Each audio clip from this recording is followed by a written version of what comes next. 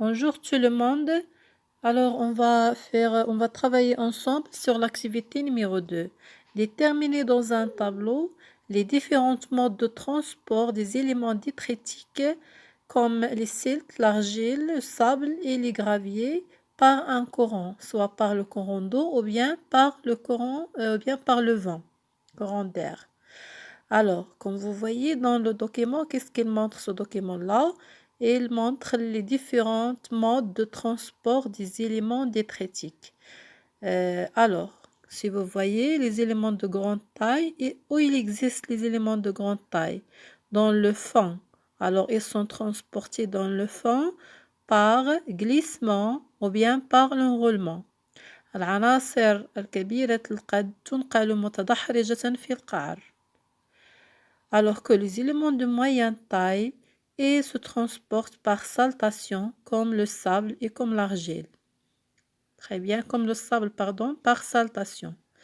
Alors que l'argile, elle est de très très petite taille et se transporte par suspension.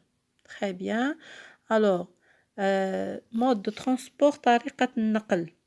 العناصر الحثاثية فهو له علاقة بقدها، حيث أن العناصر كبيرة الحجم تنقل متدحرجة في القعر، قعر النهر مثلا، والمتوسطة تنقل عالقة في الماء، بينما الصغيرة القد تنقل أيضا دائبة في الماء كالكلس مثلا ينقل دائبا في الماء.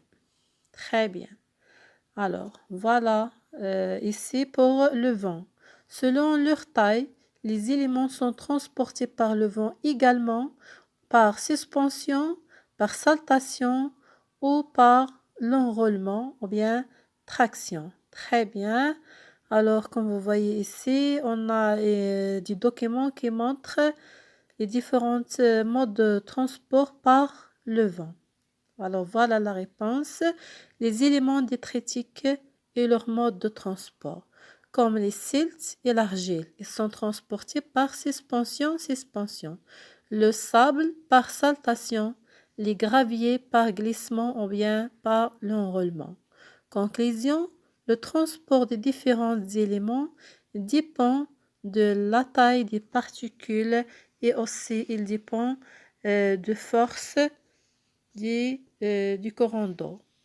Très bien.